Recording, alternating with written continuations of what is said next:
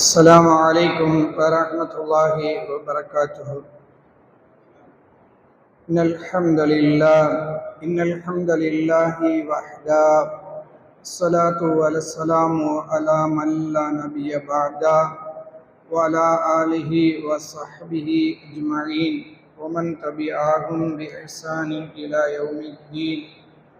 أما بعد، فقد قال الله تعالى في القرآن العظيم: أعوذ بالله من الشيطان الرجيم. بسم الله الرحمن الرحيم. رب السماوات والأرض وما بينهما فاعبدوه واصطبر لعبادته هل تعلم له سميا. فقال نبينا صلى الله عليه وسلم: اللهم انفعني بما علمتني وعلمني ما ينفعني وزدني علما.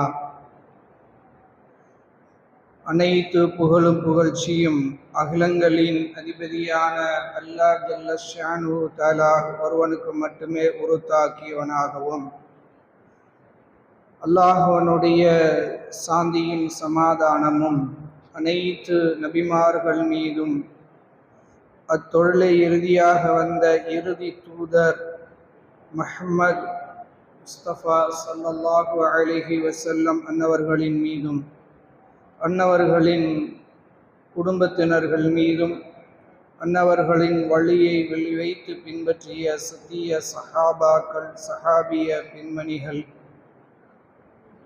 தாபீன்கள், தபா தாபீன்கள், இமாம்கள் மீதும், இந்த உலகத்தில் வாழ்ந்து கொண்டிருக்கிற வாழப்போகிற முஸ்லிமான ஆண் பெண்கள் மீதும், குறிப்பாக புனிதமிகு ரமலானுடைய புனித இரவுகளை நன்மையான காரியங்களில் ஈடுபடுத்தி நன்மைகளை அதிகமாக்கி கொள்ள வேண்டும் என்ற நற்சிந்தனையோடு அல்லாஹ்வினுடைய ஆலயத்தில் ஒன்று குழும்பியிருக்கிற நம் அனைவரின் மீதும் என்றென்றும் நின்று நிலவட்டுமாக என்று பிரார்த்தித்து இந்த உரையினை துவங்குகிறேன். கண்ணியத்திற்குரிய எல்லாம் வல்ல அல்லாஹ் ஜல்ல ஷானுஹு தஆலாவின் நல்லடியார்களே, சரியான கொள்கையும் அதற்கு முரணானவைகளும் என்ற தலைப்பின் கீழாக சரியான கொள்கைக்கு எதிராக இருக்கிற பல்வேறு கெட்ட கொள்கைகள் எதனிலிருந்து உருவாகிறது என்பதையும், அதே நேரத்தில் நல்ல கொள்கைகளை நாசமாக்குகிற, நல்ல கொள்கையில் அழிக்கிற மாபெரும் பாதகமான செயல்கள் என்ன என்பதையும் நாம் அறிந்துவிட்டு, ஈமானுடைய கிளைகளான 6 முக்கிய கிளைகளை குர்ஆனிலிருந்தும் ஹதீஸிலிருந்தும் மிக ஆழமான படிப்பினையோடு நாம் அறிந்திருக்கிறோம்.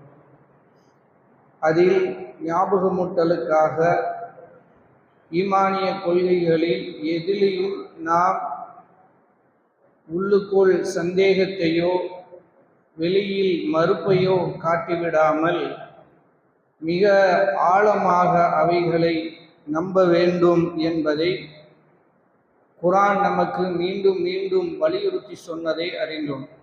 அடுத்ததாக தற்காலத்தில் அந்த கொள்கைக்கு பெயராக தௌஹீத் என்ற பெயரை வழங்கியிருக்கிறார்கள். இது நபிகள் நாயகம் ஸல்லல்லாஹு அலைஹி வஸல்லம் அவர்களுடைய காலத்தில், சஹாபாக்களுடைய காலத்திலேயோ அல்லது தாபீன்கள், தபா தாபீன்கள், இமாம்களுடைய காலத்திலேயோ பெரிதாக பெரிதுபடுத்தப்படாத வார்த்தை. ஆனால் குர்ஆனிலும் ஹதீஸிலேயும் இருக்கிறது இதனுடைய மூல சொற்கள் அல்லது இதனுடைய கிளை சொற்கள். ஆனால் தனித்துவமாக நாங்கள் இந்த வகையினரை சார்ந்தவர்கள் என்பதற்கு பயன்படுத்தாத வார்த்தை. ஏன் இதை பயன்படுத்துகிறார்கள் என்றால், தௌஹீத் என்பது லா இலாஹ இல்லல்லாஹ் என்ற சொல்லின் ஒரு சுருக்கம், லா இலாஹ இல்லல்லாஹ் என்பது நபி ஸல்லல்லாஹு அலைஹி வஸல்லத்தினுடைய காலத்தில் அப்படியே சஹாபாக்களுக்கு புரியப்பட்டது, தாபீன்களுக்கும் புரியப்பட்டது. தபா தாபீன்கள், இமாம்கள் காலங்கள் வரை இந்த லா இலாஹ இல்லல்லாஹ் என்ற சொல் அப்படியே அவர்களுடைய ஆழ் மனதில் என்ன கருத்து அல்லாஹ்வும் ரசூலும் ஏற்படுத்த நினைத்தார்களோ அது அப்படியே போய் சேர்ந்தது. ஆனால் அதற்கு வியாக்கானங்களும் விளக்கங்களும் தப்பும் தவறுமாக பல்வேறு கொள்கைகளை முஸ்லிம் என்ற பெயரில் இருந்த சிலர்கள் பிரிந்து போனதனால் அவர்களிலிருந்து தங்களை தனிமைப்படுத்திக் கொள்வதற்காக நாங்கள் இந்த கொள்கையில் இருக்கிறோம் என்பதை உறுதிப்படுத்துவதற்காக தௌஹீத் என்ற வார்த்தையை இமாம்கள் பயன்படுத்த ஆரம்பித்திருக்கிறார்கள். இந்த தௌஹீத் என்றால் என்ன, அந்த வார்த்தைக்கு பொருள் அப்படி என்றால் அரபு மூலச் சொல்லில் அதற்கு ஓர்மைப்படுத்துதல், ஓர்மையாகுதல் அல்ல.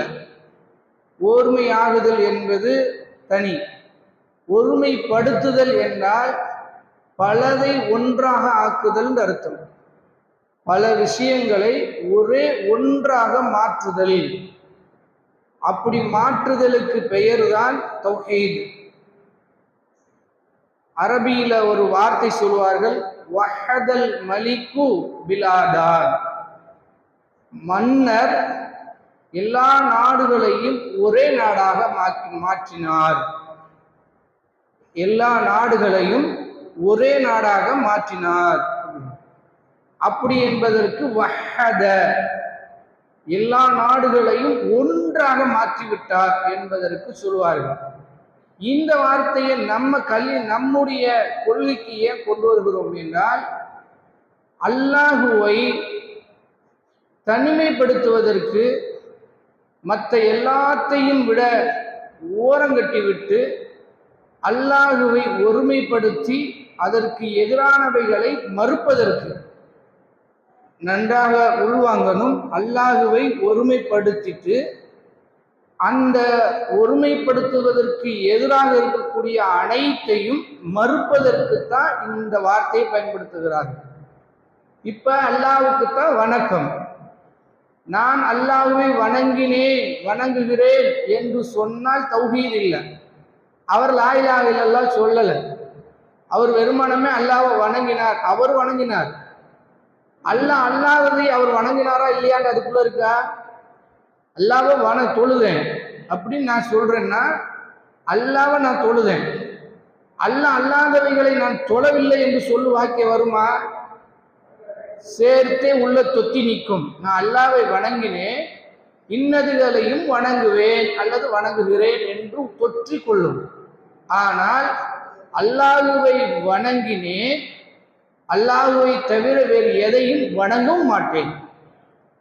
லா இலாஹ இல்லல்லாஹ், லா இலாஹ, அல்லாஹ் கலிமாவை எப்படி நம்ம கொடுக்குறோம் பாருங்க. லா இலாஹ, வணக்கத்திற்குரிய கடவுளே இல்லை. இல்லல்லாஹ், அல்லாஹ்வை தவிர, அல்லாஹ்வை தவிர வேறு யாரையும் நான் வணங்கவில்லை அப்படின்னு நம்ம சொன்னோன்னு வைங்க, அதுக்குள்ளதான் தௌஹீத் இருக்கு. நான் அல்லாஹ்வை தௌஹீது பண்ணேன்னு சொல்வதற்கு அர்த்தம் என்னன்னா, அல்லாஹ்வை தவிர வேறு யாரையும் நான் வணங்கவில்லை என்ற மறுப்பும் சேர்ந்திருக்கிறது. அல்லாஹ்வை மட்டும் வணங்கினேன் என்ற உறுதிப்பாடும் இருக்கிறது. ஒன்று உறுதி, இன்னொன்று மறுப்பு. இந்த ரெண்டையும் உள்ளடக்கிய ஒரு வார்த்தை தான் தௌஹீத். இந்த ரெண்டையும் உள்ளடக்கிய அப்படி இந்த சொல்லுவாங்க ரத்தின சுருக்கமான வார்த்தை. அந்த ரத்தின சுருக்கமான வார்த்தை தான் தௌஹீத். நான் தௌஹீத்வாதி என்று நம்ம சொல்றதுல என்ன உள்ளடங்கி இருக்கிறது? அல்லாஹ்வை மட்டும் நான் வணங்குவேன், அல்லாஹ் அல்லாத எதையும் வணங்க மாட்டேன் என்ற உறுதியை விழாவாரியாக சொல்லாம நான் தௌஹீத்வாதி அப்படின்னு சொல்வதைத்தான் இமாம் உசைமீன் ரஹ்மத்துல்லாஹ் அவர்கள் இதுக்கு விளக்கமாகவே சொல்றார். தௌஹீத் என்றால் நீங்க இதுக்கு தான் சொல்றோம் நம்ம. அந்த உறுதிப்பாடு மிக்க ஒரு வார்த்தை வேறு வார்த்தைகளில் இல்லை. அல்லாஹ்வை வணங்கினேன், மற்றதை வணங்கவில்லை என்பதை நான் உறுதியாக சொல்வதற்கு தௌஹீத் என்பதை நான் சொல்லுவதுதான் சால சிறந்தது என்பதை உசைமீன் ரஹ்மத்துல்லாஹி அவர்கள் நமக்கு சொல்லிக் கொடுக்கிறார்கள். தௌஹீதுன்னா உள்ள விளங்கிடுச்சா? தௌஹீதுன்னா திருப்பி சொல்லுங்க. தௌஹீதுன்னா என்ன அர்த்தம்? நான் வணங்கினேன், இன்னொன்னு வணங்க மாட்டேன். லா இலாஹ இல்லல்லாஹ் சுருக்கத்திலும் அர்த்தம் அதான். இந்த கருத்தினால இந்த கருத்தில் அல்லாஹ்வை நாம கொண்டு வரணும். அதானே அல்லாஹ்வை இந்த வார்த்தைக்கு கொண்டு வரணும். அல்லாஹ்வுக்கு தௌஹீது பண்ணுவது என்றால் 3 வகைகளாக பிரித்து கொடுக்குறாங்க. ஒன்று அல்லாஹ்வுடைய செயல்கள் சம்பந்தப்பட்ட தௌஹீதே ருபூபியா. தௌஹீத் ருபூபியானா அல்லாஹ்வுடைய செயல்கள். இதில் அல்லாஹ் மட்டும்தான் செய்வான், அவனை போன்று வேறு எவனும் செய்யவே முடியாது. தௌஹீது ருபூபியா. இன்னொன்று தௌஹீதுல் உலூஹியா. அல்லாஹ்வை நான் வணங்குவேன், அல்லாஹ்வை தவிர வேறு யாரையும் வணங்க மாட்டேன். தௌஹீதுல் உலூஹியா. தௌஹீதுல் அஸ்மா வ சிஃபாத். அல்லாஹ்வுடைய பெயர்களும் பண்புகளும். அல்லாஹ்வுக்கு இருக்கிற பெயர் பண்பை நான் அப்படியே உறுதியாக ஏற்றுக்கொள்கிறேன். அந்த பெயர் பண்புகளுக்கு வேறு எவரையும் ஒப்பாக்க மாட்டேன், இணையாக்க மாட்டேன் என்று இந்த உறுதி பிரமாணத்தை சொல்லுவதுதான் சரி. இதற்கு இமாம் உசைமீன் ரஹ்மத்துல்லாஹுடைய ஆசிரியர் அப்துல் ரஹ்மான் இப்னு சஅதி ரஹ்மத்துல்லாஹி அலைஹி அவர்கள் ஒரே வசனத்தை கொண்டு வந்து முடிக்கிறார்கள். இது 3ஐயும் விளக்குவது தான் திருமறை குர்ஆனுடைய நிறைய வசனங்கள் கொட்டி கிடக்கிறது. நிறைய நீங்க எடுத்து படிச்சீங்கன்னா தௌஹீது ருபூபியா. நம்ம தமிழ்ல ஓருரை கொள்கைன்னு ஒரு புத்தகம் இருக்கு, அரபியில வெளியிட்ட அரபி அங்க இருக்கக்கூடிய ஜுபைர் அல்லது ஏதோ ஒரு தாவா சென்று அப்படியே தமிழ்ல மொழிபெயர்த்து கொடுத்துருக்குறாங்க. ஓரிரை கொள்கை, அவ்வளவுதான். இல்ல தௌஹீது ருபூபியாவுக்கு மட்டும் சுமார் 30-40 பக்கத்துக்கு மேல வசனம் மட்டும்தான் இருக்கு. நம்ம தமிழ் அறிஞர் தொகுத்த புத்தகம் தான் அது. ஆனா அதுல 40 பக்கத்துக்கு மேல என்ன இருக்கு? வெறும் குர்ஆன் வசனம் மட்டும் இருக்கு. எதுக்கு? தௌஹீத் ருபூபியத்துக்கு, அல்லாஹ்வுடைய செயல்களுக்கு மட்டும். அப்படி வெறும் குர்ஆன் வசனம் தான், வேறு விளக்கம் வேறு எதுவும் இல்லை. அவருடைய பணி அதுல என்னன்னா, குர்ஆன்ல இங்க இருக்கு இந்த வசனம் எடுத்து போட்டிருக்காரு, அவ்வளவுதான். அடுத்து தௌஹீது உலூஹியா, அதுக்கு அவ்வளவுதான். தௌஹீது அஸ்மா வ சிஃபா, இதுதான். இந்த 3ஐயும் உள்ளடக்கித்தான் ஒரு புத்தகம். ஓரிரை கொள்கைன்னு 100 சொச்சம் பக்கம் புத்தகம். எல்லாம் குர்ஆன் வசனங்கள் மட்டுமே. அல்லாஹ்வுடைய பெரியார்கள் இவ்வளவு வசனங்களை போட்டு நம்ம மனப்பாடம் பண்ணிட்டு வச்சிருக்க முடியுமா? அதுக்கு குர்ஆனிய ஆப்பிள்கள் தான் சரி. நமக்கு இலகுவாக்குவதற்காக இமாம் அப்துல் ரஹ்மான் இப்னு சஅதி ரஹ்மத்துல்லாஹி அலைஹி ஒரே ஒரு வசனத்தை கொண்டு வருகிறார். சூரா மரியமில் வருகிறது, மனப்பாடமா வச்சுக்கோங்க. ரொம்ப முக்கியமான வசனம். ரப்புஸ் ஸமாவாதி வல் அர்தி வமா பைனஹுமா. வானங்களிலும் பூமியிலும் அவருக்கு இடைப்பட்டவைகளையும் படைத்து வளர்த்து காத்து அதற்கு அதிகாரம் செலுத்துபவன் அல்லாஹ் மட்டுமே. இந்த ரப்பு என்ற வார்த்தைக்கு எத்தனை பொருள் பாருங்க. படைப்பவன், வளர்ப்பவன், அது உரிமையாளன், அதுக்கு தலைவன், அதை நிர்வகிப்பவன், அதற்கு அனைத்து அதிகாரத்தும் உடையவன். 6 அர்த்தம் கொடுக்கிறது. எத்தனை? 6 அர்த்தம் தமிழ்ல. திருப்பி பாருங்க. என்னை படைத்தவன், மற்றதை விடுங்க. என்னை படைத்தவன், என்னை வளர்த்தவன், எனக்கு உரிமையாளன், என் தலைவன், என்னை நிர்வகிப்பவன், என் மீது அனைத்து அதிகாரமும் செலுத்துபவன் யாருதான்? அல்லாஹ் மட்டுமே என்ற வார்த்தையைத்தான் நம்ம என்ன சொல்றோம்? ரப்பு, ருபூபியத்.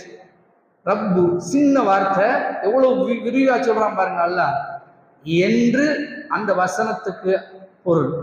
ரப்புக்கு மட்டுமே. இப்ப வானங்களில் உள்ளவைகள், பூமியில உள்ளவைகள், அதற்கு இடைப்பட்ட உள்ளவைகள் அனைத்துக்கும், இந்த 6 செயல்களுக்கும் உரிமையாளன் யாரு? சொந்தக்காரன் அல்லாஹ் ஒருவன் தான். எனவே அவனை வணங்குங்கள். ரெண்டாவது, இந்த முதல் சொற்றொடர்ல என்ன முடிஞ்சிருச்சு? சொல்லு, என்ன முடிஞ்சிருச்சு? ருபூபியத்து முடிஞ்சிருச்சு. ரெண்டாவது என்ன வருது? எனவே அவனை வணங்குங்கள். யாரை வணங்கணும்? அல்லாஹ்வை வணங்குங்கள். இப்போ வணக்க இதுல வருது தௌஹீதே உலூஹியா, வணக்க வழிபாடுகள் வருதா? அல்லாஹ் சொல்றான் அவனை வணங்குங்கள். வஸ்தபிர் இபாதத்திஹி, அந்த வணக்கத்தில் சகிப்பை மேற்கொள்ளுங்கள். வணக்கம் என்றால் ஈஸி கிடையாது. அல்லாஹ் இங்க ஒரு வார்த்தை போற, வணக்கம் என்றால் ஈஸி கிடையாது, ஒரு பெரிய லிஸ்ட் இருக்கு. அதை நம்ம சொல்லுவோம். அந்த வணக்கத்தில் அல்லாஹ்வை ஓர்மைப்படுத்துவதில் சகிப்பை மேற்கொள்ளுங்கள், பொறுத்திருங்க. அதுக்கு இடையூறு வருமா? வரும். வராது என்று யாராவது நம்பினால் அவர் வழிகட்டு போய்விடுவார், அவர் தவறிழைச்சிருவார். வரும் என்று நம்புகிறவர் கண்டிப்பாக அப்படி வருகிற போது அவைகளை தவிர்த்து அல்லாஹ்வை வணங்குவதில் சகிப்புத்தன்மை மேற்கொள்வார். நோய் வருது, துவா செய்யணும், மருந்து எடுக்கணும். 1 வருஷம் எடுத்தோம், 2 வருஷம் எடுத்தோம். நான் மருந்து விருந்து மருந்து 3 நாள்ன்றான். ஆனா இன்னைக்கு மருத்துவமே குறைஞ்சது 48 நாள்ன்றான். சின்ன ஒரு காய்ச்சல் போனோம்னா 1 மாசம்ன்றான். அந்த கிருமியை சாகடிக்க முடியலன்றான். ஆனா காலம் முழுவதும் நீங்க வருமானா வரும். என்ன? இப்ப மருந்துக்கு பார்த்து பார்த்து மருந்து சாப்பிட்றோம், துவாவும் செய்யறோம், நோய் குணமாகவே இல்லை. எப்படி சகிப்பு மேற்கொள்றது? டக்குன்னு யாராவது ஒரு சிந்தனையில ஒரு வாயிலிருந்து அல்லாஹ் ஷைத்தான் பேசிடுவான், நீ இப்படி மட்டும் இருக்காத, வேற ஏதாவது ஓதி கீதி பாரு. ஃபர்ஸ்ட் அஜரத்திட்ட போக சொல்லுவான். பத்தாது, அந்த அஜரத்துக்கு கொஞ்சம் தான், இதை விட பெரிய அஜரத்துக்கு அங்கே போ. நம்ம ஊர் தான் ஃபேமஸாக இருந்துச்சு அதுக்கு. நம்ம அஜரத் அவர் போயிட்டாரு, அதானே எல்லாம் காப்பாற்றிட்டான். போன்றுவாங்க. பத்தலை, தர்காவுக்கு போங்கன்றுவான். அங்கே போய் கட்டி போ, 40 நாள் தங்கி வழிபட்டு பாருங்களேன், வணக்கம் போச்சா? அதான் இப்போ வருகிற போது இங்கே சகிப்பை மேற்கொள்ளுங்கள். ஒரு சஹாபிக்கு மூல நோய் 40 வருஷமாக இருந்திருக்கிறது. அவர் அதை பற்றி நினைப்பே இல்லாமல், கவலை இல்லாமல் அல்லாஹ்விடத்தில் துவா செஞ்சுட்டு இருந்திருக்கார். எவ்வளவு நாள்? சகிப்பை மேற்கொள்ளுங்கள். நம்ம சுரமா உலூகியத்தில் நீங்க சஹாபாக்களுடைய சகிப்பை மேற்கொண்டால்தான் பாடம் இருக்கும். அதுக்கு பின்னாடி வந்தவர்கள்ட்ட போனீங்கன்னா நிராசை அடைஞ்சிருவீங்க. அதான் வஸ்தபிர் அலைஹா, அதன் மீது சகிப்பை மேற்கொள்ளுங்கள். அல்லாஹ் சொல்லி சமீயா, அவனுடைய பெயர் பண்புகள் போல வேறு எதற்கும் நீ அறிந்திருக்கிறீரா? அல்லாஹ்வுடைய பெயர் பண்புக்கு போல வேறு ஏதாவது நீங்க தெரிஞ்சிருக்கீங்களா என்று அல்லாஹ் கேட்கிறான். இங்க என்ன வந்துட்டான்? கடைசியில அல்லாஹ்வுக்கு பெயர் பண்புகள் இருக்கிறத உறுதிப்படுத்தினானா ஒரே வசனம். இந்த ஒரு அதான் அவர் அறிஞர்கள் என்பதற்கு மக்களுக்கு ரொம்ப இலகுவா சொல்லி கொடுப்பாங்க என்பதற்கு அப்துல் ரஹ்மான் இப்னு சாயிதி ரஹ்மத்துல்லாஹ் அவர்கள் அழகான பாடம், ஒரே ஒரு வசனம் 3ஐயும் நமக்கு எடுத்து கொடுத்துட்டாங்க.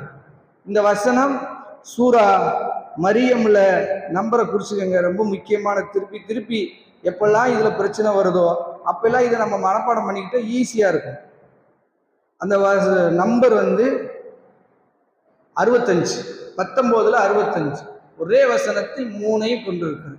இந்த 3லையும் நம்ம தெளிவாக நின்றுட்டோம்னா நாம சரியான கொள்கையில் நிற்கிறோம் அல்லாஹ்வுடைய விஷயத்தில். இப்ப இந்த 3ஐயும் சொல்லிட்டு உசைமீன் ரஹ்மத்துல்லாஹ் அவர்கள் இந்த வசனத்துக்கு விளக்கமாகவும் இந்த கொள்கைக்கு விளக்கமாகவும் ஒரு 3 அடிப்படைகளை நமக்கு சொல்லிக் கொடுக்கிறார்கள். தௌஹீத் ருபூபியத் என்றால் நான் ஏற்கனவே சொன்ன இந்த 6ஐயும் அப்படியே நம்புங்கள். அல்லாஹ்வுடைய பெயர் ரப்புக்கு என்ன அர்த்தம் சொன்னான்? படைப்பவன், வளர்ப்பவன், உரிமையாளன், தலைவன், நிர்வகிப்பவன், அதிகாரம், அனைத்துக்கும் உரியவன். அந்த இந்த 6 விஷயங்கள் மட்டுமல்ல, இவைகள் அல்லாமல் குர்ஆனும் ஹதீஸும் எந்த செயலெல்லாம் அல்லாஹ்வுக்கு இருக்கு என்று சொல்லுகிறதோ அவைகளை உள்ளத்துக்குள் எந்த மறுப்புமே இல்லாமல் அப்படியே அல்லாஹ்வுக்கு மட்டும் இருக்கிறது என்று நம்பினால் அவர் தௌஹீத் ருபூபியத்தில் சரியாக பயணிக்கிறார். இரண்டாவது உலூஹியத், அல்லாஹ்வுடைய வணக்கத்தில் வேறு எவரையுமே இணையாக்காமல் பயணிக்க வேண்டும், நம்ப வேண்டும். ஃபர்ஸ்ட் அது எதுவாக வேண்டாலும் இருக்கலாம். சூரியன், சந்திரன், மரம், செடி, கொடி, நல்லவர்கள், நல்லடியார். கெட்டவர்களை யாரும் வணங்க போறதில்லை, நல்லடியார்களை தான் வணங்குவோம். நல்லடியார்கள், நபிமார்கள், மலக்கு, அப்படி லிஸ்ட் போடுறாங்க. மலக்கு ஜிப்ரீலாக இருந்தாலும் வணக்கத்துக்கு தகுதியானவரா? ஏனைய மலக்குகளா நம்மோடு இருக்கிறார்களே, அவர்கள் வணக்கத்துக்கு தகுதியானவர்களா? சூரியன் நமக்கு பயனுள்ளதான், வணக்கத்துக்கு தகுதியானதா? தாய் நமக்கு பயனுள்ளவள் தான், ஆனால் வணக்கத்துக்கு தகுதியானவளா? டாக்டர் இந்த அடிப்படையை புரிஞ்சுக்கணும். வணக்கத்திற்கு தகுதியானவன் அல்லாஹ்வை தவிர வேறு யாரும் இல்லை என்றால் நீங்க வணக்கம் என்பதை பின்னாடி நம்ம சொல்றாங்க. ஆனா ஃபர்ஸ்ட் புரிஞ்சுக்கணும், இவைகள் எதுவும் அல்லாஹ்வை தவிர வேறு யாருக்கும் நாங்கள் செலுத்த மாட்டோம். எந்த நிலையிலும், எந்த அளவுக்கு என்றால் எங்களுடைய கழுத்துகள் வெட்டப்பட்டு தீயில் போட்டு கருக்கப்பட்டாலும் நாங்கள் உறுதியாக நிற்போம். ரசூலா சொன்ன வார்த்தை அது. இன் குத்தியாத், நீ கொல்லப்பட்டாலும், கண்ட துண்டமாக வெட்டப்பட்டாலும், நீ நெருப்புல போட்டு எரிக்கப்பட்டாலும் அல்லாஹ்வுக்கு வணக்கத்தை வேறவர் செஞ்சிராங்க. ஒரே கூப்பிட்டு வேறதுக்கு அறுத்து கொடு என்று சொன்னால் ஒரேக்காக அப்படி என்று உயிரை கொடுப்பதா அப்படின்றாங்க உலகம். நாம சொல்லணும், அந்த அல்லாஹ்வுக்குத்தான் குர்பானி கொடுக்க தகுதியான. அல்லாத எதற்கும் அந்த நாங்க குர்பானி கொடுக்க மாட்டோம். ஒருவேளை அதை கொடுக்காதனால் நீ என்னை கொண்டாலும், என்னை நெருப்புல போட்டு கருக்குனாலும் நான் கொடுக்க மாட்டேன். ஈக்காக உயிரை கொடுக்கல. இப்ப யாருக்காக நம்ம உயிரை கொடுத்திருக்கோம்? அல்லாஹ்வுக்காக. குர்பானி என்பது அவ்வளவு உயர்ந்த வணக்கம். சர்வ சாதாரணமா இன்னைக்கு மக்கள்கிட்ட போயிருக்கா? அதே போல நேர்ச்சை, எல்லா வணக்கங்களும் அன்பு நிறைய வருது வணக்கங்கள்ல. குர்ஆன் ஒரு பட்டியலை கொடுக்குது, இன்ஷா அல்லாஹ் பார்ப்போம். ஃபர்ஸ்ட் இதுல தெளிவா இருக்கு. மூன்றாவது ரொம்ப முக்கியமாக முஸ்லிம் உம்மா சிதைந்து போய் கிடப்பதே தான் அஸ்மா சிஃபாத்துல. அல்லாஹ்வுக்கு இருக்கிற பெயர்களிலும் பண்புகளிலும் குர்ஆனும் ஹதீஸும் எவைகளெல்லாம் உண்மைப்படுத்தி உறுதிப்படுத்துகிறதோ அவைகளை அனைத்தையும் அப்படியே உண்மை என்று நம்முடைய உள்ளத்துக்குள் உறுதிப்படுத்த வேண்டும். எங்க உறுதிப்படுத்தணும்? உள்ளத்துக்குள்ள உறுதிப்படுத்தணும். அடுத்து அந்த பெயர்களுக்கும் பண்புகளிலும் வேறு எவரையும் கூட்டு சேர்த்திடக்கூடாது. அந்த பெயர்கள் பண்புகளை மறைத்து அவைகளுக்கு வெறுமை கொடுத்துடக்கூடாது. அந்த பெயர்களுக்கும் பண்புகளுக்கும் சுய விளக்கங்களும் கொடுக்கக்கூடாது என்று இப்னு உஸைமீன் ரஹ்மத்துல்லாஹி அவர்கள் நமக்கு இந்த 3 அடிப்படைகளை சொல்லிக் கொடுக்கிறார்கள். இந்த 3 இருந்தால்தான் நம்ம அல்லாஹ்வை தௌஹீது பண்ணியவர்களாகும். இதற்காகத்தான் நபிமார்கள் வந்தார்கள். இதற்காகத்தான் எண்ணற்ற சஹாபாக்கள் உயிரை கொடுத்தார்கள். எண்ணற்ற சஹாபிய பெண்மணிகள் உயிரை கொடுத்திருக்கிறார்கள். இந்த உலகம் படைக்கப்பட்டதிலிருந்து இன்று வரைக்கும் இந்த ஒரே ஒரு கொள்கைக்காக பல கோடி உயிர்கள் உயிர் தியாகம் செய்திருக்கிறது. சாதாரணமா இது நினைச்சில்ல, இப்படி சின்ன கூட்டத்தை தான் எல்லாம் வச்சிருப்போம்னு ரசூலா சொன்னாரு. இப்படி இந்த கொள்கையில சின்ன கூட்டம் தான் இருக்கும், பெரிய கூட்டம் இருக்கவே இருக்காது. நம்ம நினைக்கிற மாதிரி இது பெரும் கூட்டத்தை இது தெரியணுமே அப்படின்னு நினைக்கிறோம். நபிமார்கள் ஆசைப்பட்டார்கள். ஆனாலும் அல்லாஹ் யாருக்கு நாடுகிறானோ அவர்களுக்குத்தான் இந்த விளக்கத்தையும் இந்த நம்பிக்கையும் உள்ளத்துக்குள்ள கொண்டு வருகிறான். அப்படிப்பட்ட நன்மக்களில் நம்மளை தேர்ந்தெடுத்திருக்கான் பாருங்க. அல்லாஹ்வுக்கு நன்றி சொல்லுங்க. அல்ஹம்துலில்லாஹ். இந்த நன்றி அல்லாஹ்வுக்கு வேறு எந்த நன்றியும் நம்ம செஞ்சிட முடியாது. எத்தனை பேருக்கு இல்லாத விளக்கத்தை அல்லாஹ் இங்க கொண்டு நமக்கு சேர்க்கிறான் என்றால் அல்லாஹ்வுக்கு நாம் நன்றி உடையவர்களாக இருக்கணும். இப்போ தௌஹீது ஃபர்ஸ்ட் வார்த்தைக்கு சொல்லிட்டேன். தௌஹீத் என்றால் திருப்பி சொல்லுங்க, என்னது? ஒருமை ஆக்குதல். எதை ஒருமையாக்குதல்? அல்லாஹ்வுடைய பண்புகள் செயல்கள் அனைத்தும் அல்லாஹ்வுக்கு மட்டுமே இருக்கின்ற ஒருமையாக்கிட்டு மற்றவர்களுக்கு இல்லை என்று மறுப்பது. இரண்டாவது தௌஹீது வகைகள் எத்தனை? 3 தான். 3. ஒன்று தௌஹீத் ருபூபியத். ரப்புல் ஆலமீன், ரப்புன்னு சொல்றோமே, ரப்புடைய இன்னொரு வார்த்தை தான் ருபூப். ருபூபியத்துல இருந்து தான் ரப்புன்ற வார்த்தை வந்துச்சு. ருபூப் அப்படின்னு வச்சுக்கோங்க, ஒரு பாவை சேர்த்துக்கிட்டா சரியா போச்சு. வார்த்தை பெருசு இல்லை, எதையதே மனசுக்குள்ள ஓட்டு வச்சிருக்கிறோம். ருபூபியத் அல்லாஹ்வுடைய பெயருக்கு வச்சுக்கிற மாட்டோமா? ருபூபியத். உலூஹியா கேள்விப்பட்டதானே? திருநாளே கொண்டாடுறோமே, எப்படி மாற்றி வச்சிருக்காங்க பாருங்க. ஈதுல் அல்ஹான் நம்ம கொண்டு வந்த பெருநாள் நம்ம என்ன பெருநாள் ஆக்கி வச்சிருக்கோம்? பக்ரீத்து. என்ன பண்டிகை? பக்ரீத்து. தமிழ் அதுக்கு பேர் என்ன தெரியுமா? என்ன அதுக்கு பேரு? மாட்டு பொங்கல் அர்த்தம். அதுக்கு பேர் என்னது? அல்லாஹ் எப்படி வச்சிருக்கான்னா உலூஹியத், வணக்கத்திற்குரிய பெருநாள்னு வச்சிருக்கிறான். இவங்க எதுக்கு வச்சிருக்காங்க? மாட்டுக்கு பெரிய பெருநாள் வச்சிருக்காங்க. இதை கொண்டு வந்து நம்மகிட்ட உள்ள திணிச்சு விட்டாங்க. அவங்க என்னைக்காவது நம்மகிட்ட இருந்து எடுத்திருக்கானுங்களா? எடுக்க மாட்டாங்க, எடுக்கவே மாட்டாங்க. நம்ம தான் அவங்ககிட்ட இருந்து காப்பி அடிக்கிறது. அதனாலதான் உலூஹியத்.